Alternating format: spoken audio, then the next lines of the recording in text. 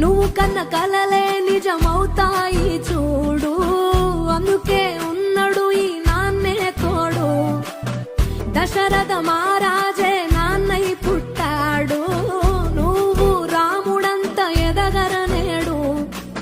చరితలు ఎన్నడు చూడని మమతల గూడే వీధిలో, సంపద అంటే ఏదో కాదురో, ఇంతకు మించి అది